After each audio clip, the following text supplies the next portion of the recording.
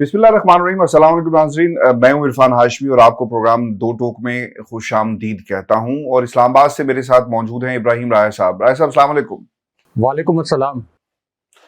राय साहब, तीन खबरें हैं जिस पर हम तफसील से बात करेंगे। पहली खबर, खान साहब के मुतल्लिक क्या बड़ा फैसला सामने आया और ये अदालती फैसला है, इसकी मुकम्मल तफसील अपने सुनने वालों के साथ हम शेयर करेंगे। और फिर इमरान खान की एक हकूमती वजीर के खिलाफ कार्रवाई, और ये हकूमती वजीर, उसके खिलाफ जो कार्रवाई हुई उसे कितनी महंगी पड़ने जा रही है, ये भी बताएंगे आज की इस नशिस्त के अंदर। और फिर नवाज शरीफ के लिए एक बुरी खबर है और पाकिस्तान तहरीक इंसाफ के लिए एक अच्छी खबर है।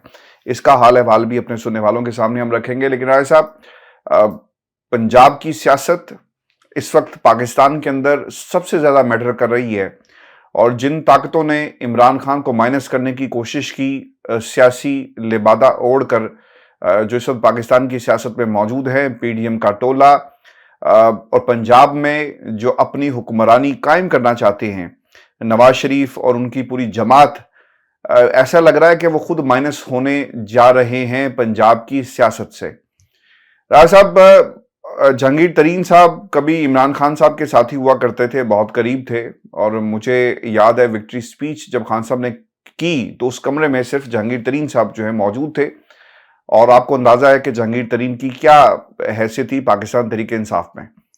जहांगीर तरीन और अलीम खान की मुलाकातें हुई हैं मुतअद्दिद, और उन्होंने अब ये फैसला कर लिया है कि हम कोई प्रेशर ग्रुप या फॉरवर्ड ब्लॉक नहीं बनाएंगे, बल्कि एक नई जमात जो है वो पंजाब में बनने जा रही है। मुलाकातें हुई और दावा ये किया जा रहा है कि पहले 45, फिर 71 और अब 100 के करीब लोगों से जिनका ताल्लुक पाकिस्तान तहरीक इंसाफ से है, उनसे मुलाकातें हो चुकी हैं।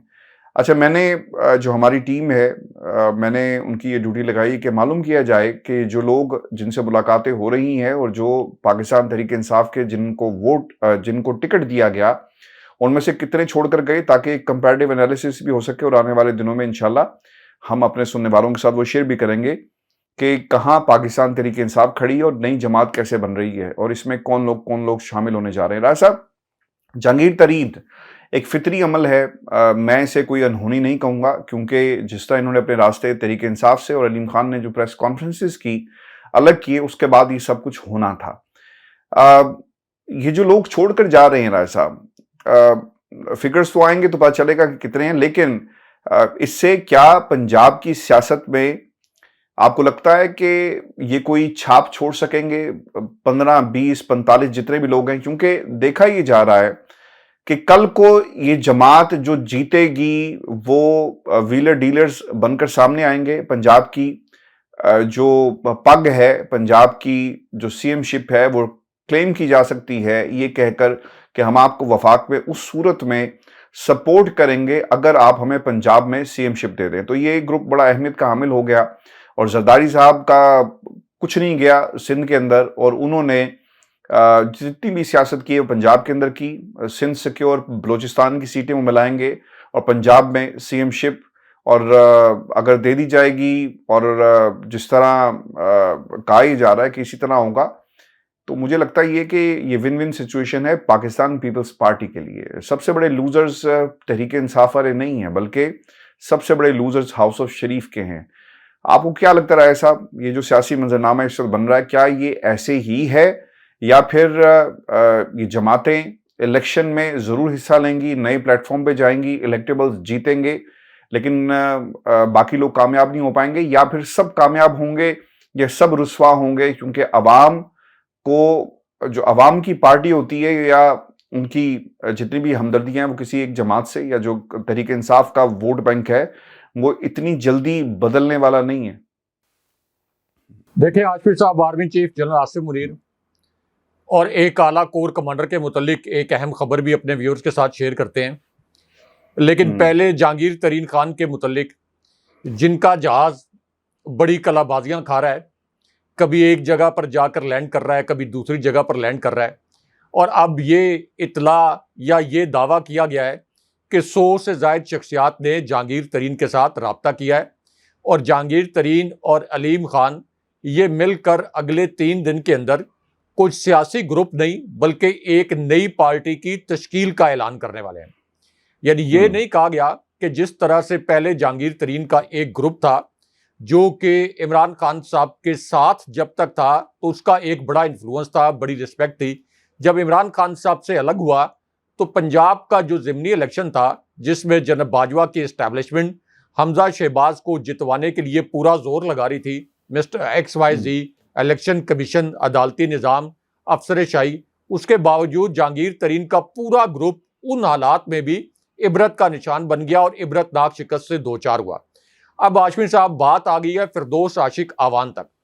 اگر فردوس عاشق آوان تک بات آ گئی ہے تو پھر تو عمران خان صاحب سے صلح کر لینی چاہیے کہ فردوس عاشق آوان کے متعلق یہ خبریں لگوائی جا رہی ہیں کہ وہ جہانگیر ترین کی اس نئی جماعت میں شامل ہوں گی. اس کے بعد ایسے پی ٹی آئی کے کارکن یا پی ٹی آئی کے ایسے رہنما جنہوں نے مختلف مواقع پر عمران خان صاحب سے ڈوئل گیم کی, جن کو عمران خان صاحب ویسے ہی کارنر کر چکے تھے, جو عملی طور پر غیر فعال تھے, وہ جہانگیر ترین کی نئی سیاسی جماعت میں شامل ہوں گے. نہیں وہ آپ الفاظ بتائیں نا, نہیں ایک منٹ آپ وہ الفاظ بتائیں نا جو یہ فردوس عاشق آوان صاحبہ نے کہے ہیں. رائے صاحب وہ کہتی ہیں کہ عمران خان جو ہیں کئی آئے اور کئی گئے. میں تو سن کے حیران رہ گیا کہ فردوس عاشق آوان صاحبہ کیا کہہ رہی ہیں.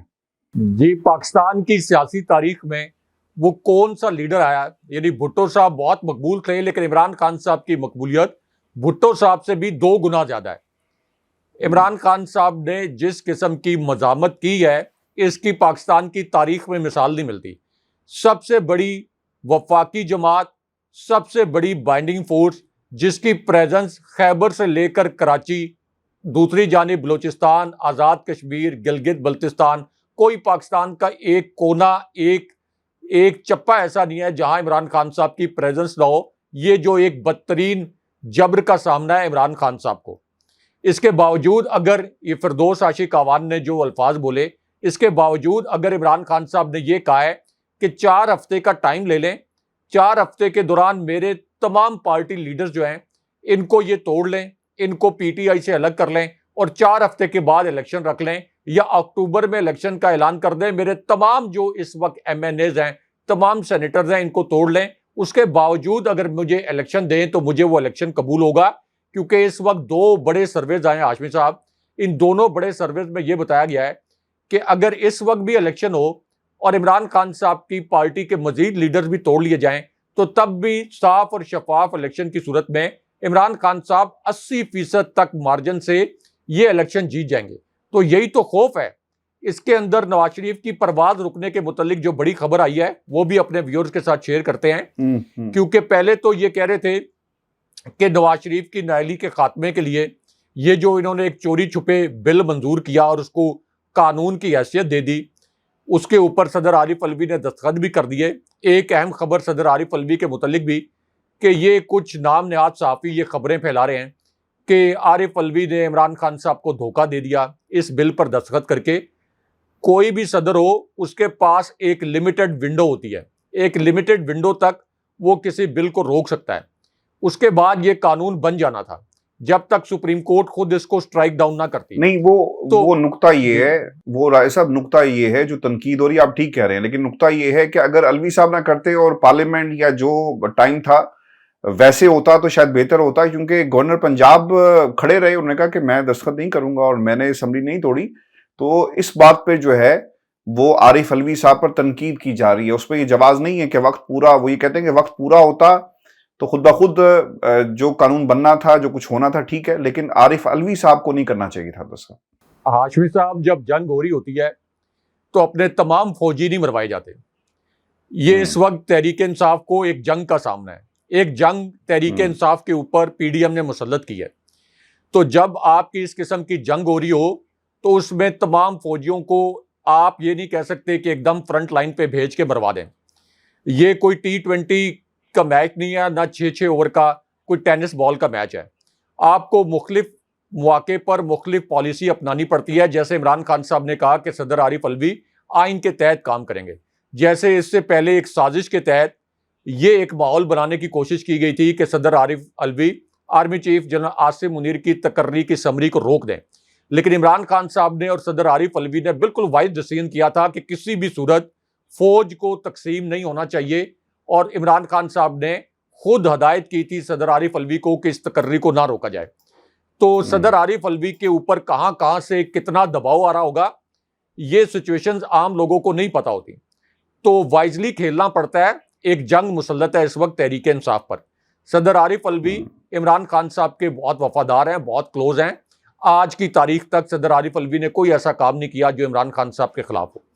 اچھا، دوسرا جو نواز شریف کی پرواز رکنے کا معاملہ، یعنی ایک طرف تو نواز شریف کی نیلی ختم کرنے کے لیے ایک موو تو کر دیا گیا، اس کے بعد ایکسپیکٹڈ تھا کہ نواز شریف واپس آ جائیں گے، لیکن اب خواجہ آصف خود یہ اعلان کر رہے ہیں کہ نواز شریف کی واپسی صحت سے اور الیکشن سے مشروط ہے، یعنی الیکشن ہوگا تو نواز شریف واپس آئیں گے، اور الیکشن نہیں ہوگا تو نواز شریف واپس نہیں آئیں گے۔ اس کے اندر خبر یہ چھپی ہوئی ہے کہ جب عمران خان صاحب کو نااہل کر دیا جائے گا، جب تحریک انصاف کو کالعدم کر دیا جائے گا، جب الیکشن میں تحریک انصاف حصہ نہیں لے رہی ہوگی، اس وقت نواز شریف آئیں گے۔ جب تک تحریک انصاف کو کالعدم کرنے کی گارنٹی نہیں دی جاتی اور اس بات کو انشور نہیں کیا جاتا کہ تحریک انصاف 2023 کے الیکشن میں حصہ نہیں لے گی، تب تک نواز شریف اپنی سیاست کو مزید دفن کروانے کے لیے پاکستان نہیں آئیں گے۔ تو فی الحال تو ان کی پرواز جو ہے وہ وقتی طور پر رک گئی ہے۔ اب ہاشمی صاحب، جہانگیر ترین گروپ کے متعلق جو ہم بات کر رہے تھے، کیا نون لیگ یہ افورڈ کر سکتی ہے کہ جہانگیر ترین ایک بہت مضبوط قسم کی پارٹی پنجاب میں بنا لے؟ کیا وہ یہ افورڈ کر سکتے ہیں؟ یہ اصل میں کبھی بھی افورڈ نہیں کر سکتے، کیونکہ پنجاب کے اوپر تو سب سے بڑا سیاسی ڈاکہ مارنا ہے، سب سے بڑا جو ریگنگ کا ڈاکہ مارنا ہے وہ پنجاب میں مارنا ہے نون لیگ نے۔ تو اس وقت صرف اور صرف پی ٹی آئی کے وہ لیڈرز جنہوں نے عمران خان صاحب کو دباؤ کے تحت چھوڑا ہے، یہ ان کے لیے ایک اٹریکشن پیدا کی جا رہی ہے کہ وہ جہانگیر ترین کو جوائن کر لیں، کیونکہ میرے ذرائع نے ایک بڑی خبر شیئر کی ہے۔ وہ خبر یہ شیئر کیا ہے کہ اسد عمر سمیت، سیف اللہ نیازی تو پہلے بھی عمران خان صاحب کو اعتماد میں لے چکے تھے، اسد عمر سمیت 5-6 رہنما، بڑے رہنما، میرے پاس ان کے نام بھی موجود ہیں۔ نام میں ان کے سب کے اس لیے نہیں لے رہا کہ دوبارہ سے ان کے اوپر سختی نہ شروع ہو جائے۔ یہ عمران خان صاحب کو اعتماد میں لے چکے ہیں کہ کن حالات میں ان کو اس وقت پارٹی کو چھوڑنا پڑا۔ یہ جیسے ہی حالات تھوڑے سے بہتر ہوں گے، یہ تمام لوگ، یعنی 5-6 طاقتور یہ جو پی ٹی آئی کے رہنما تھے، یہ واپس شامل ہوں گے۔ اس کے بعد آپ دیکھیں گے کہ ایک لائن لگے گی واپسی کی، لیکن فیاض الحسن چوہان جیسے جو کردار ہیں جنہوں نے عمران خان صاحب کے خلاف بڑے غلیظ الفاظ استعمال کیے اور گھناؤنے الزامات لگائے، یہ واپس نہیں آئیں گے۔ لیکن جو لوگ پی ٹی آئی کو چھوڑ کر گئے ہیں ان کو بھی پتا ہے کہ عمران خان صاحب کو مائنس کرنے کا مطلب یہ ہوگا کہ 70% عوام کو آپ مائنس کر دیں۔ یہ پریکٹیکلی پاسبل نہیں ہے۔ یہ کوئی آپ 1-2 سال کے لیے تو یہ کھیل کھیل سکتے ہیں، اس سے زیادہ یہ کھیل نہیں کھیلا جا سکتا۔ آپ کا عوام کے اندر جو لاوا پکڑا ہوتا ہے وہ کسی نہ کسی دن آ کر ایسی سٹیج پر پہنچ جاتا ہے جہاں پر پھٹ جاتا ہے۔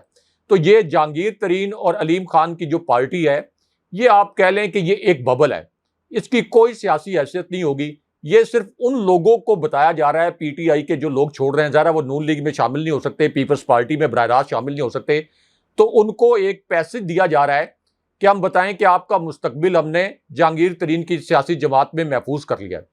حالانکہ جہانگیر ترین کی سیاسی جماعت کا اگر فری اینڈ فیئر الیکشن ہوا تو وہی اشر ہوگا جو اس سے پہلے پنجاب کے ضمنی الیکشن میں ہوا۔ ابھی خواجہ آصف کی ایک ویڈیو وائرل ہے، وہ میں دیکھ رہا تھا، اس کے بعد وہ مگرمچھ کے آنسو بھی بہا رہے تھے۔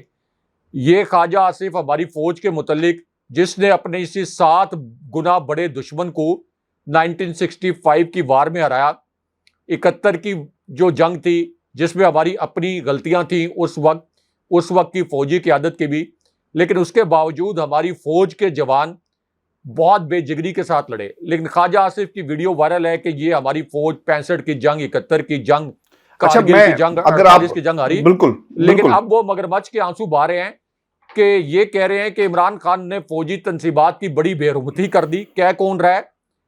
کون کہہ رہا ہے؟ خواجہ آصف۔ یہ خواجہ آصف کہہ رہے ہیں۔ اچھا، انہوں نے ایک اور بھی بات کی ہے، انہوں نے ایک اور بھی کہا کہ دفاعی تنصیبات پر حملے کا ذمہ دار صدر عارف علوی صاحب ہیں۔ 9 مئی کے حملے اور قومی امارات اور دفاعی تنصیبات پر حملے کی ابتدا عارف علوی نے کی. سوشل میڈیا پر اخلاقیات کی تباہی بھی عارف علوی نے کی. اگر ملکی قانون نے ان سے حساب نہ لیا تو وہ اس جہاں میں نہ صحیح اگلے جہاں میں حساب دیں گے. میرا موقف تاریخ کے واقعات کی بنیاد پر ہے. عمران خان یعنی یہ غیب کا علم بھی جانتے ہیں اور آنے والے کل کا بھی علم جانتے ہیں اور اگلے جہانوں کا علم بھی جانتے ہیں. مجھے تو ایسا لگ رہا ہے رائے صاحب.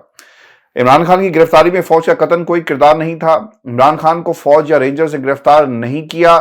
رینجرز نے عمران خان کی گرفتاری میں پولیس کی مدد کی. عمران خان فوج پر غلط الزام لگا رہے ہیں اور اب فوجی تنصیبات پر حملے کی توجیہ پیش کر رہے ہیں. عمران خان لوگوں کو اکسانے اور منظم حملوں کے جواز کا بہانہ تلاش کر رہے ہیں اور تحریک انصاف پر پابندی کے حوالے سے ابھی اتحادیوں سے مشاورت اور بحث شروع نہیں ہوئی. تحریک انصاف پر پابندی کی فوری ضرورت پڑی تو اتحادیوں سے مشورہ کیا جائے گا. پیپلز پارٹی روکے گی کہ یار یہ کام مت کرنا، یہ صحیح نہیں ہے، یا پھر ہو جائے گا رائے صاحب اور خواجہ آصف جو کہہ رہے ہیں؟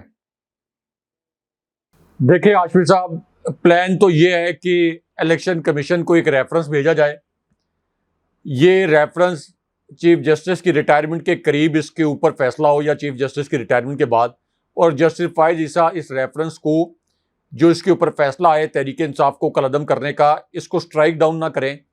اور اس وقت گریٹر پلان یہ ہے کہ عمران خان صاحب کو اور تحریک انصاف کو الیکشن نہیں لڑنے دینا، کیونکہ اگر الیکشن میں تحریک انصاف شریک ہوئی تو پھر آپ 70% بھی دھاندلی کر کے یہ گارنٹی نہیں دے سکتے کہ پی ڈی ایم کی 13 جماعتیں حکومت میں آ جائیں گی 70% تک دھاندلی کے باوجود. اس لیے پلان تو یہی ہے کہ عمران خان صاحب کو کالعدم، عمران خان صاحب کو نیل اور تحریک انصاف کو کالعدم قرار دیا جائے.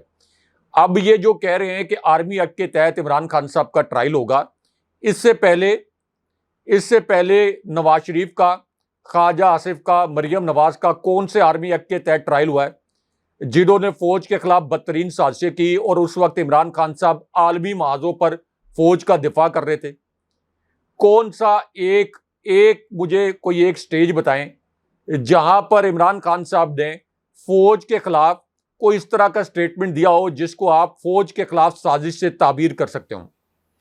تو اس وقت عمران خان صاحب کو بار بار یہ جو کہہ رہے ہیں کہ آرمی ایکٹ کے تحت ہم عمران خان صاحب کا ٹرائل کریں گے، اس کا مقصد یہ ہے کہ عمران خان صاحب کسی کم معاملے پر سیٹل کر جائیں، کسی معاملے پر اتفاق رائے کر لیں، یعنی یا تو وہ بیرون ملک چلے جائیں، وہ خود یہ فیصلہ کر لیں کہ سزا سے بچنے کے لیے اور تحریک انصاف کو پابندی سے بچانے کے لیے یا مکمل طور پر کرش کروانے سے بچانے کے لیے وہ کوئی سمجھوتا کر لیں، ورنہ ان کو یہ دھمکیاں دی جائیں کہ آرمی ایکٹ کے تحت آپ کا ٹرائل ہوگا. عمران خان صاحب 2 ٹوک الفاظ میں کہہ چکے ہیں. عمران خان صاحب کا نام جب ECL پر نہیں بھی تھا تو اس وقت بھی پی ڈی ایم اور یہ 13 جماعتیں بڑی حیران تھی کہ اس شخص پر قاتلانہ حملہ ہو گیا لیکن یہ باہر نہیں جا رہا. اب تو نام نہاد ان کا نام ECL پر ڈالا گیا ہے. عمران خان صاحب نے تو کہہ دیا ہے کہ میں یہی رہوں گا خون کے آخری قطرے تک، اپنی حقیقی آزادی کی جنگ جو ہے اس کو جاری رکھوں گا. اور ساتھ ہی انہوں نے یہ بھی کلیئرٹی کے ساتھ بتایا ہے کہ ان کی جو یہ جنگ ہے یہ کوئی فوج کے خلاف یا پاک فوج کے ادارے کے خلاف نہیں ہے، یہ جنگ اس 13 رکنی ٹولے کے خلاف ہے. یہ اصل میں تو شہباز شریف ایک گھناؤنی سازش کے تحت یہ کوشش کرتے ہیں کہ پی ٹی آئی اور فوج کے آمنے سامنے ہونے کا تاثر بنایا جائے. تو عمران خان صاحب نے زبردست ایک فکرہ بولا کہ فوج کے خلاف کوئی بھی لیڈر اگر لڑے اور وہ جیت بھی جائے تو پھر فوج سے جیت آپ کی کوئی معنی نہیں رکھتی کیونکہ آپ کی ریاست ہار جاتی ہے. عمران خان صاحب تو اس حد تک گئے ہیں. تو اس وجہ سے یہ جو آرمی ایکٹ کے تحت ٹرائل ہوگا یہ صرف عمران خان صاحب کو خوفزدہ کرنے کی ایک ناکام کوشش ہے. عمران خان صاحب کوئی نواز شریف یا آصف علی زرداری نہیں ہے. انہوں نے باہر جانا ہوتا تو وہ اب تک باہر جا چکے ہوتے. اس لیے یہ جو ایک دھمکیاں دی جا رہی ہیں ان کی کوئی وقت نہیں ہے. اچھا بھائی صاحب، ایک تو میڈیکل رپورٹ کا یہ معاملہ ہے. عمران خان نے وزیر صحت کو 10 ارب ہرجانے کا نوٹس جو ہے وہ بھجوا دیا ہے اور باقاعدہ اس کے اوپر کارروائی شروع ہو گئی ہے. اور اگر انہوں نے جواب نہیں دیا، معافی نہیں مانگی تو یقیناً پھر ان کے خلاف آگے کارروائی کی جائے گی. آج 3 مقدمات میں جس میں جناح ہاؤس کے حملے سمیت خان صاحب نے ضمانتی جو مچلکے ہیں وہ انسداد دہشت گردی کی عدالت میں جمع کروا دیے. اور رائے صاحب جو خبر یہ بھی سامنے آ رہی ہے ان حالات میں جب خان صاحب کے ساتھی ایک ایک کر کے چھوڑ رہے ہیں، ایک تو زبیدہ جلال صاحبہ نے القادری ٹرسٹ کے اندر نیب میں اپنا موقف رکھا ہے، یعنی اسٹیٹمنٹ جاری کر دی، ریکارڈ کروا دی ہے، اور پھر فواد چودھری صاحب نے بھی اپنا اسٹیٹمنٹ جو ہے وہ ریکارڈ کروا دیا ہے، جبکہ القادری ٹرسٹ کے اندر شیخ رشید نے بھی اپنا جواب جمع کروایا، اور انہوں نے کہا کہ میں اس وقت اس میٹنگ کے اندر موجود نہیں تھا جب یہ بات جس کی طرف جو ہے وہ ریفرنس دیا جا رہا ہے۔ اچھا، اس میں ایک اور بھی امپورٹنٹ خبر یہ ہے کہ پاکستان تحریک انصاف کے 2 رہنماؤں نے پارٹی میں واپسی کا اشارہ رائے صاحب دے دیا ہے، اور کہا یہ جا رہا ہے کہ اسد عمر کی خیر ملاقات بھی ہوگی خان صاحب سے، اور اس میں مزید چیزیں بھی طے کی جائیں گی۔ لیکن رائے صاحب، میرے لیے جو خبر جو سب سے امپورٹنٹ تھی، اور میں یہ سمجھتا ہوں کہ یہ جو حالات ہیں، آئی ایم ایف جو باتیں ہم کرتے رہے، ڈار صاحب کی سنتے رہے، اور ڈار صاحب بار بار ہر جگہ کہتے ہیں کہ جناب پاکستان ڈیفالٹ تو نہیں کیا۔ رائے صاحب، سری لنکا کے حالات اور پاکستان کے حالات میں کوئی زیادہ فرق نہیں ہے۔ جو سری لنکن روپی کی اہمیت ہے، قدر ہے، ڈالر کے مقابلے میں پاکستان بھی وہیں پہ کھڑا ہے، بلکہ پاکستان کے حالات زیادہ خراب ہے۔ اب یہ ایک انتہائی اہم نقطہ اٹھایا گیا ہے آئی ایم ایف کی طرف سے، اور آئی ایم ایف کے ڈائریکٹر نے کیا کہا؟ وہ یہ کہتے ہیں کہ we take note of the recent political developments and while we do not comment on domestic politics we do hope that a peaceful way forward is found in the line with the constitution the rule of laws. یہ I M F کے head کی طرف سے یہ بات جو ہے وہ کی جا رہی ہے۔ اس کا مطلب یہ ہوا کہ آئی ایم ایف پاکستان کے جو موجودہ حالات ہیں ان کے اوپر بہت گہری نظر رکھے ہوئے ہیں۔ یہاں پر انسانی حقوق کی خلاف ورزیاں ہو رہی ہیں، اس کو بھی دیکھا جا رہا ہے، اور امریکہ بھی رائے صاحب بہت قریب سے پاکستان کے حالات کو آبزرو کر رہا ہے کہ یہاں پر رول آف لا کیا ہو رہا ہے۔ آپ کو رائے صاحب کیا لگتا ہے ان حالات کے اندر، جو آپ نے کہا کہ الیکشن ہوں گے، چونکہ میں اب سے کچھ ہی دیر پہلے مریم نواز کی ایک سٹیٹمنٹ پڑھ رہا تھا، اور مجھے حیرانگی اس بات پہ ہوئی کہ یار کہیں تو رک جاؤ، کوئی بات تو جو آپ کو سوٹ کرتی ہے وہ کریں۔ اب مریم نواز کرکٹ کے اوپر بھی جو ہے وہ کمنٹ کر رہی ہیں، کرکٹ دیگر کھیلوں میں مشترکہ سرگرمیوں سے نوجوانوں کو بہتر ماحول مل سکتا ہے۔ مریم نواز اور ان کی ملاقات ہوئی ہے جی ہائی کمشنر سے آسٹریلوی، اور یہ ان کے ساتھ مل کر انہوں نے گفتگو کی ہے، اور بھی معاملات طے پائے۔ مریم جو نان سٹیٹ ایکٹر ہیں، نان پولیٹیکل ایکٹر ہیں، جن میں ایسے کردار جنہوں نے کبھی پارلیمنٹ کی شکل نہیں دیکھی اپنے بلبوتے پر، یا کبھی الیکشن لڑا، وہ جب پاکستان کے فیصلے کریں گے تو رائے صاحب پھر آئی ایم ایف جن سے آپ نے قرضہ لینا ہے وہ تو سوال کرے گی، پولیٹیکل سچویشن پہ بھی بات ہوگی۔ اب سے کچھ ہی دیر پہلے علی محمد خان اڈیالہ جیل سے رہا ہو گئے رائے صاحب، مجھے نہیں پتا کہ ان کو دوبارہ گرفتار کر لیا جائے گا، چونکہ جو شہریار افریدی صاحب ہیں ان کو تو دوبارہ گرفتار کر لیا گیا ہے۔ تو جب یہ ایسی سچویشن ہوگی تو یہاں پر کون سرمایہ کاری کرے گا؟ یہاں پر تو پاکستان پیسہ بھیجنے سے ڈرتے ہیں کہ یار حالات جو ہیں وہ کہیں اسٹیٹ بینک نہ روک لے ریمیٹنسز کی شکل میں کوئی بھی کاغذ مانگ کر، تو حالات تو پاکستانیوں کے یہاں پر ایسے ہیں، تو سرمایہ کاری کہاں سے آئے گی؟ حاشمی صاحب، یہ جو 3 خبریں آپ نے بتائیں آئی ایم ایف کے حوالے سے بھی، اس حوالے سے ایک مزے کی سٹوری اگلے پروگرام میں اپنے ویورز کے ساتھ شیئر کریں گے، لیکن پہلے army chief general Asim Munir اور لاہور کے کور کمانڈر کے متعلق ایک اہم خبر سے بھی اپنے ویورز کو آگاہ کرتے ہیں۔ اب لاہور میں کور کمانڈر ہاؤس پر جو احتجاج ہوا تھا، جس کے متعلق عمران خان صاحب نے یہ اناؤنس کر دیا کہ سپریم کورٹ کے ججز پر مشتمل ایک جوڈیشل کمیشن بنایا جائے، ہم بھرپور طریقے سے تعاون کریں گے، اس انکوائری کا حصہ بنیں گے۔ لیکن ایک تو سپریم کورٹ کے ججز پر مشتمل کمیشن، اگر حکومت یہ سمجھتی ہے کہ عمران خان صاحب اس کے اندر انوالو تھے تو یہ کمیشن بنا کر عمران خان صاحب کو جھوٹا ثابت کرے، لیکن یہ کمیشن کبھی بھی نہیں بنے گا تاکہ حقائق سامنے نہ آئیں۔ دوسرا یہ کہ جناح ہاؤس، جو لاہور کے کور کمانڈر ہاؤس کو جناح ہاؤس بھی کہا جاتا ہے، اس کے متعلق جو ایک جے آئی ٹی بنی، اس میں عمران خان صاحب کو طلب کرنے کا فیصلہ کیا گیا۔ اب لاہور کے جو کور کمانڈر ہیں ان کی جی ایچ کیو میں ایک انکوائری مارک ہوئی۔ یہ انکوائری اب ذرائع کا یہ کہنا ہے کہ دوسرے مرحلے میں داخل ہو گئی ہے، اور لاہور کے کور کمانڈر سے یہ انکوائری ہو رہی ہے، وہی پوائنٹ جو عمران خان صاحب نے ریز کیا تھا کہ آخر کور کمانڈر ہاؤس جیسی محفوظ جگہ پر مظاہرین کس طریقے سے داخل ہوئے، کوئک رسپانس فورس، پولیس کی جو وہاں پہ سیکیورٹی تھی وہ وہاں پر موجود کیوں نہیں تھی۔ تو اس سے بھی عمران خان صاحب کا موقف جو ہے وہ درست ثابت ہوتا ہے کہ یہ پی ڈی ایم کی ایک سازش ہو سکتی ہے۔ اس کے بعد army chief general Asim Munir کا جو ایک ہنگامی بیان جاری کیا گیا کہ فوج عوام سے طاقت حاصل کرتی ہے اور فوج اور عوام کے درمیان دراڑیں ڈالنے والوں کو کبھی کامیابی حاصل نہیں ہوگی. یہ بڑا زبردست بیان ہے army chief general Asim Munir کی جانب سے جو آیا ہے. اور ظاہر ہے کہ کوئی بھی فوج عوام سے طاقت حاصل کرتی ہے، لیکن اس وقت فوج اور عوام کے درمیان تقسیم پیدا کرنے کی کوشش کون کر رہا ہے؟ عوام 70% اس وقت عمران خان صاحب کے ساتھ کھڑے ہیں. اگر کسی اور لیڈر کے ساتھ کھڑے ہوتے تو اس لیڈر اور فوج کے درمیان بھی تقسیم پیدا نہیں کرنی چاہیے. یہ تقسیم پیدا کر رہے ہیں Shahbaz Sharif and company, Rana Sanaullah and company اور مریم نواز اپنے ذاتی مقاصد کے لیے. اس وقت بار بار یعنی عمران خان صاحب مذاکرات کی بات کر رہے ہیں. عمران خان صاحب یہ کہہ رہے ہیں کہ army chief general Asim Munir موجودہ صورتحال میں یا اسٹیبلشمنٹ موجودہ صورتحال میں اپنا رول پلے کرے. یہ جو اس وقت ایک انتشار کی کیفیت ہے ملک کے اندر، وہ یہ کہہ رہے ہیں کہ میں فوج کو مضبوط دیکھنا چاہتا ہوں. کبھی یہ جو تاثر دیا گیا کہ میں اگر اقتدار میں آ گیا تو میں فوجی قیادت کا کوئی نوٹیفیکیشن یا فوجی قیادت کو ڈی نوٹیفائی کر دوں گا، یہ بھی جھوٹ ہے. تو وہ کانفیڈنس بلڈنگ میئرز لے رہے ہیں عمران خان صاحب، اور دوسری جانب ان کو یہ خوف ہوتا ہے. یہ اس وقت جو انہوں نے کہا ہے کہ مذاکرات نہیں ہوں گے عمران خان صاحب کے ساتھ، یہ شہباز شریف، ان کو کیونکہ خوف یہی ہے کہ اگر یہ مذاکرات ہوئے اور اسٹیبلشمنٹ نے پس منظر میں رہ کر کام کیا تو ایک تو یہ سارے حقائق سامنے آ جائیں گے، اور ان کا جو پورا پلان ہے کہ فوج کو اور تحریک انصاف کو ہر صورت میں لڑایا جائے، یہ پلان بھی کسی حد تک ناکام ہو سکتا ہے. تو اس وقت army chief general Asim Munir کا یہ جو بیان ہے، اس کے متعلق ہم یہ کہہ سکتے ہیں کہ عمران خان صاحب اور آرمی چیف ایک پیج پر ہیں اس حد تک کہ فوج اور عوام کے درمیان دراڑ ڈالنے والوں کو ناکامی کا سامنا کرنا چاہیے اور ناکامی کا سامنا ان کو کرنا پڑے گا.